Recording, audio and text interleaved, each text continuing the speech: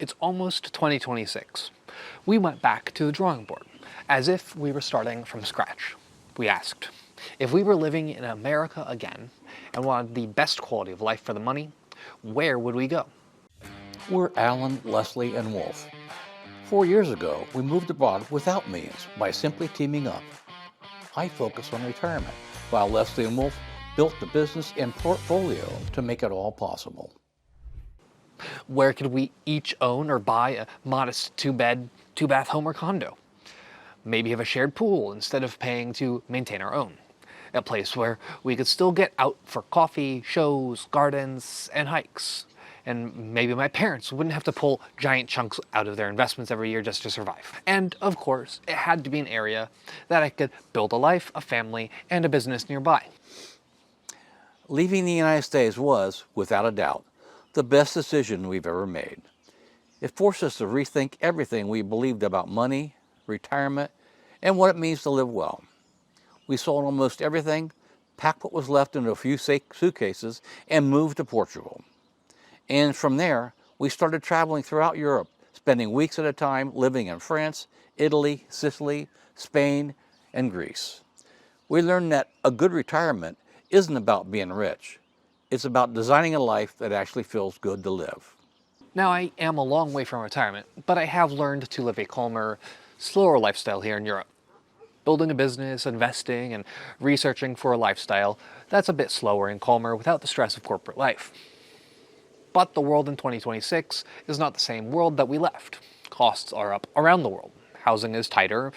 Healthcare is more confusing than ever, especially since we're speaking on the US. And we know a lot of you watching aren't trying to escape forever. You're thinking, if I stayed in the US or went back, is there still a way to live really well without being a millionaire? So we did something a little strange. We imagined we were still in the States. No ocean views, no pastel houses in Portugal. Just us. One Social Security check, some IRA savings we want to protect, and a big desire to keep traveling, maybe 3 months a year, in Europe or Asia, without running out of money or joy. And because we're us, we didn't want this to be a top 10 cheap states. We wanted places that we'd actually live in. So this is our personal short list of where we'd go in the US in 2026 if we wanted to live well, travel a lot, without being millionaires. Well, we'd love to be millionaires, but what if we can't be? Then here's the plan. We'll be counting down from number 9 to number 1. And some of these might surprise you. Let us know in the comments below which one surprised you the most. You know, Leslie's old desktop computer had a folder called The Escape Plan. It was our blueprint for retiring to Portugal. But the dream of retiring abroad loses some sparkle when you get into the day-to-day. It isn't just picking a sunny spot on the map. It's navigating a maze of visa renewals and legal hoops. For every photo of me sipping a cheap wine, there's an unspoken story of hours spent in government office fumbling with the language to get one piece of paper stamped. I've seen it firsthand with the paperwork, the systems, and learning the language. Simple things become all-day projects. There's always some amount of stress that comes with being an outsider in a system you don't fully understand. And in my case, building a business. My turning point was a slow burn of 1,000 questions. What happens if I get really sick? How complicated have my taxes gotten? As a U.S. citizen, you have to file U.S. tax return every year, no matter where you live. So you're not just learning Portugal's tax code, you're figuring out the complicated dance between two tax systems. So that's why Wolf's working on certifications in cross-border wealth management. The whole point was to simplify life, not hire an international tax attorney and a separate U.S. expat tax attorney to the to-do list. Trust us, the U.S. expat teams are not giving anyone any deals. And then there's the currency risk. My Social Security and 401k are in U.S. dollars. A sudden dip in the dollar's value against the euro can throw a whole budget off. Staying in the U.S. means my income and expenses are in the same currency. That stability is the bedrock of real peace of mind. It's often an overlooked advantage of being a U.S. citizen. For a non-citizen to retire here, they might need an EB-5 investor visa, which requires at least $800,000 of investment in creating 10 jobs. There's no simple "I want to retire in the US" visa like other countries offer. That freedom to just decide to live in any of the 50 states is a massive advantage that many U.S. citizens forget about. It's the foundation for this entire idea we are discussing today. Now, before we start the countdown, I want to talk about money, because this is where a lot of people get stuck. You've probably heard that you need $1 million, $2 million, $3 million to retire. And for some people, that might be true. And just in case you don't know, I have been managing my parents' money for a number of years now. But here's how we look at it. First, get your fixed costs down. No giant mortgage, no unnecessary car payments, no huge HOA fees for amenities you don't use. Second, know your monthly number, not in theory, but in reality.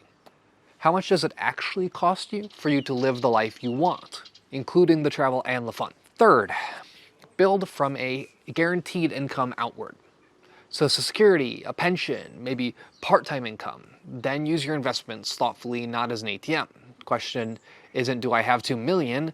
The real question is, can I cover my real life each month and let my money keep working for me? Smart choices about where you live and how you structure your life can be just as important as the size of your portfolio. All right, let's get into the 9 states where we'd actually want to live. At number 9, a pick for the truly adventurous spirit, Wyoming. This isn't for everyone, but if you want wide open spaces and a world-class nature like Yellowstone and the Grand Tetons, it's incredible. It has no state income tax, so all your retirement income is yours to keep at the state level. As for federal, that's a different story. Cities like Cheyenne and Cody offer strong communities. Because the state is so rural, costs can be low. A couple could live comfortably on $4,500 to $5,500 a month if their home is paid off. For housing, a 2-bed, 2-bath home in a city like Cheyenne or Cody can often be found from the high $300,000s to the low $500,000s. Condos or townhomes can be found for less. Number 8 is a state that quietly checks a lot of boxes, Alabama. It has some of the lowest property taxes in the country and is very tax-friendly for retirees, not taxing Social Security and most pension income. For adventure, you have the beautiful Gulf Coast. Consider active retiree communities in cities like Huntsville, Fairhope, and Gulf Shores. A couple could live a nice retirement here on around $4,500 to $5,500 a month, especially with a paid-off home. A 2-bed, 2-bath house in a place like Fairhope or Huntsville suburb can range from the low $300,000s to the mid $400,000s. A condo or townhouse in a community with shared amenities might be in the high $200,000s to high $300,000s. At number 7, we're going to a place that doesn't scream retirement influencer, but it's affordable, friendly, and beautiful. Southern Ohio. I'm talking about a belt of college towns and green hills, places like Athens, Hocking Hills, and Yellow Springs. You get 4 real seasons and those old school town squares. As for some numbers, Southern Ohio is where your money goes a long way. A couple can live a nice middle-class retirement here on around $4,000 to $5,000 a month, especially if the home is paid off. For housing, a 2-bed, 2-bath house in or near a college town often runs from $275,000 to $350,000. A 2-bed condo in a community with shared amenities could be $250,000 to $325,000. Number 6 is a place that sneaks up on you, Idaho, especially around Boise, Eagle, and Meridian. It feels like the sweet spot between small town kindness and big city convenience. You've got the river, trails, and downtown that actually has life. It feels clean and safe. Financially, Idaho offers a lot of value.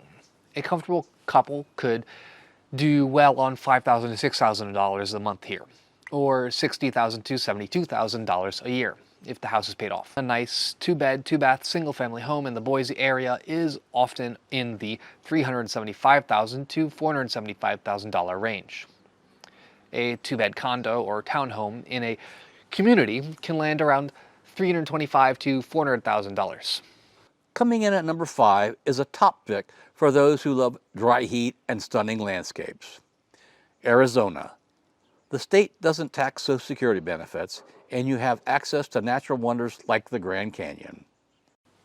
Consider places like Green Valley, a popular 55-plus community, or Prescott for its milder summers. The cost of living is quite reasonable in many areas. A couple could retire comfortably on $4,500 to $6,000 a month. A two-bed, two-bath home could range from the low 300,000s in Green Valley to the low 600,000s in pricey areas like Prescott.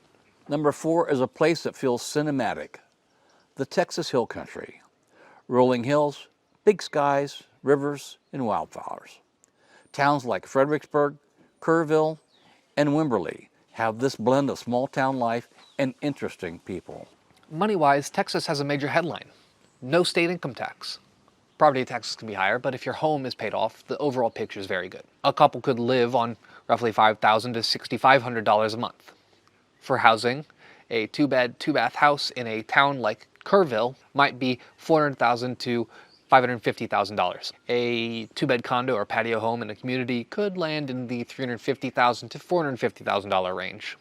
At number 3, we're heading to a place designed for retirees who love the beauty, the foothills of North Carolina. Think Hendersonville, Lake Lure, and the outskirts of Asheville. You've got mountain backdrops, lush gardens, art, and music. Costs here are reasonable for the quality of life. A couple with a paid-off home could live comfortably on about $5,000 to $6,200 a month. Housing is where the foothills really shine. A two-bed, two-bath house with a view is often $375,000 to $500,000. A two-bed condo in a community with a shared pool can be around $325,000 to $425,000. At number 2, the classic, Florida. I know, it gets a lot of attention, but when we look through the lens of living well, not being rich, and still traveling, it has a lot going on for it. Places like Ocala, Venice, and Mount Dora are more relaxed and affordable than the big cities. Financially, Florida is attractive because there's no state income tax.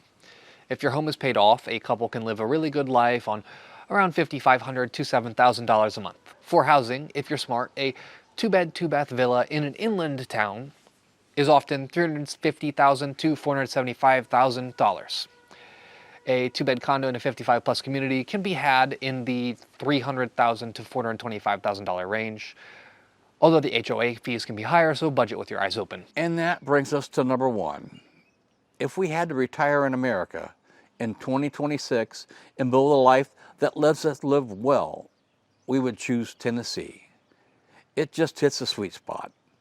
There's no state income tax on retirement income, a lower cost of living, and real cities with culture like Knoxville and Chattanooga, plus smaller towns and lake communities. From a numbers perspective, Tennessee wins.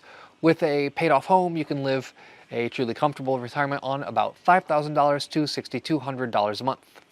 For housing, a two-bed, two-bath single-family home might be $350,000 to $475,000. A two-bed condo or townhome in a community can be in the $300,000 or $425,000 range. Property taxes are generally low, and day-to-day costs are very manageable. So, what if you could combine the stability of a US base with the thrill of global travel? That's the strategy. Imagine selling a home in a high-cost state, like California or New York, and downsizing to one of those affordable cities. Or even downsizing from that big family house outside Chicago where we moved from. You could potentially free up hundreds of thousands of dollars in equity. That money isn't just a nest egg, it's a travel fund. You could slow travel through Europe for 3 months every summer and then spend a few months exploring Southeast Asia or South America, all while your primary home base is in the US. This approach basically erases the expat headaches. Your taxes are way simpler. Your income and your bills are all in US dollars, so you're not gambling on the exchange rate, and you've always got that home base to come back to, close to your doctors, and more importantly, your family and friends. You have your safety net. It's a way to be a global citizen without giving up the security and simplicity of a home country. You get to be both on your own terms. And it doesn't take as much money as you think if you're willing to move to a lower cost of living location in the United States. And that brings us to the most important reason. In retirement, you have to build your community intentionally. Expat communities can be fantastic, but they're often transient. It can be hard to form those deep, lasting bonds. It feels like you're bonding over the shared experience of being an outsider. And it's a good start, but it's not the same as a community built on a lifetime of shared culture. For me, a home base in the U.S. means not giving up my most important relationships. I'd be a drive or a short flight away from my parents, my kids, and my grandkids. I could be there for birthdays, holidays, and the tough stuff. You just can't put a price on showing up for your family. So there you have it, our completely honest short list of where we go in the United States if we were retiring in 2026 and we weren't rich. We just wanted to live well. These are places where we could actually see ourselves. Drinking coffee in a real town square, digging in a garden, and then hopping on a plane for 3 months of slow travel. So a takeaway. You don't have to chase some massive magic number to have a great retirement or just a slower pace of life, regardless of age. If you keep your housing reasonable, choose a state that respects your income, and stay honest about what you actually spend each month, you can build a life that looks and feels rich, even if your account balance would never make the news. None of us are likely to negotiate a $1 trillion pay package anytime soon, but it would be fun. We hope this gives you a realistic starting point, not just for dreaming, but for planning. Because once you start putting the pieces together, it stops being a fantasy and starts being a plan. Don't let age stop you.